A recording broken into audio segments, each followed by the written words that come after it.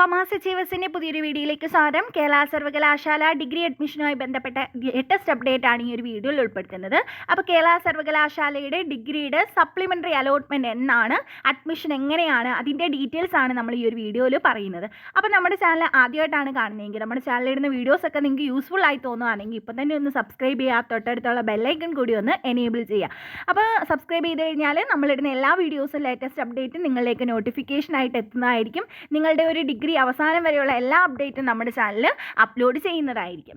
അപ്പോൾ കേരള സർവകലാശാലയുടെ ഡിഗ്രി വിദ്യാർത്ഥികളുടെ 4 വർഷ ബിരുദ പ്രവേശനത്തിൻ്റെ കമ്മ്യൂണിറ്റി കോട്ട അലോട്ട്മെൻറ്റ് ഇന്ന് പബ്ലിഷ് ചെയ്തിരിക്കുകയാണ്. അപ്പോൾ കമ്മ്യൂണിറ്റി കോട്ടയുടെ അഡ്മിഷൻ്റെ കമ്മ്യൂണിറ്റി കോട്ട അലോട്ട്മെൻറ്റ് ഇന്ന് വന്നു. കമ്മ്യൂണിറ്റി കോട്ടയുടെ അഡ്മിഷൻ നടക്കുന്നത് 18, 19 തീയതികളിലായിട്ടാണ് കമ്മ്യൂണിറ്റി കോട്ട അഡ്മിഷൻ നടക്കുന്നത്. അപ്പോൾ ഇനി ഒരുപാട് വിദ്യാർത്ഥികൾക്ക് ഡൗട്ട് തോന്നുന്നതാണ്, സപ്ലിമെൻ്ററി അലോട്ട്മെൻറ്റ് എന്നാണ്, സപ്ലിമെൻ്ററി അലോട്ട്മെൻറ്റ് വന്നാൽ അഡ്മിഷൻ എടുക്കണോ, അതുപോലെ തന്നെ കമ്മ്യൂണിറ്റി കോട്ട കിട്ടിയത് ക്യാൻസൽ ആവുമോ, അല്ലെങ്കിൽ കമ്മ്യൂണിറ്റി കോട്ടയിൽ കിട്ടിയത് കൊണ്ട് സപ്ലിമെൻ്ററിയിൽ കിട്ടാതിരിക്കുമോ, ഇങ്ങനെയുള്ള ഒരുപാട് ഡൗട്ടുകളുണ്ട്. അതൊക്കെ നമുക്കൊന്ന് ക്ലിയർ ചെയ്യാം. അപ്പോൾ ആദ്യം തന്നെ സപ്ലിമെൻ്ററി അലോട്ട്മെൻറ്റ് വരുന്നത് 20-ാം തീയതിയാണ്. 20-ാം തീയതി സപ്ലിമെൻ്ററി അലോട്ട്മെൻറ്റ് വരും. അതിൻ്റെ അഡ്മിഷൻ നടക്കുന്നത് 22 മുതൽ 24 വരെയുള്ള തീയതികളിലായിട്ടാണ് ഒരു അഡ്മിഷൻ നടക്കുന്നത്.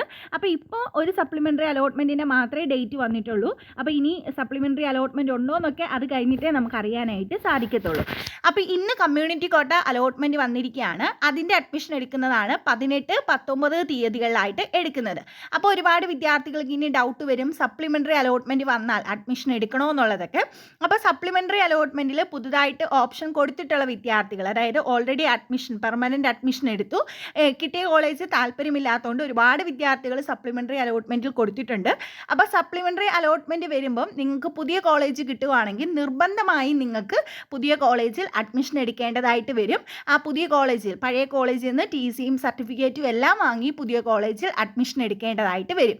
ഇനി കമ്മ്യൂണിറ്റി കോട്ടയിൽ അലോട്ട്മെൻറ്റ് എടുത്ത് തൃപ്തരാണ്, നിങ്ങൾക്ക് സപ്ലിമെൻ്ററി അലോട്ട്മെൻറ്റിൽ പുതിയ ഓപ്ഷൻ വരികയാണെങ്കിൽ നിങ്ങളെ ഇത് ബാധിക്കത്തില്ല. കാരണം കമ്മ്യൂണിറ്റി കോട്ടയുടെ അലോട്ട്മെൻറ്റും സപ്ലിമെൻ്ററി അലോട്ട്മെൻറ്റും രണ്ടായിട്ടാണ്. അതുകൊണ്ട് തന്നെ കമ്മ്യൂണിറ്റി കോട്ടയിൽ കിട്ടിയ കോളേജ് നിങ്ങൾ സാറ്റിസ്ഫൈഡ് ആണ്, അവിടെ നിങ്ങൾ അഡ്മിഷൻ എടുത്ത് ഈ 18, 19 തീയതികളിൽ നിങ്ങൾ അവിടെ അഡ്മിഷൻ എടുക്കുകയാണെങ്കിൽ അടുത്ത സപ്ലിമെൻ്ററി അലോട്ട്മെൻറ്റ് 20-ാം തീയതി വരുമ്പം നിങ്ങൾക്ക് താല്പര്യമുണ്ടെങ്കിൽ മാത്രം സപ്ലിമെൻ്ററി അലോട്ട്മെൻറ്റിൽ കിട്ടുന്ന കോളേജിൽ അഡ്മിഷൻ എടുത്താൽ മതി.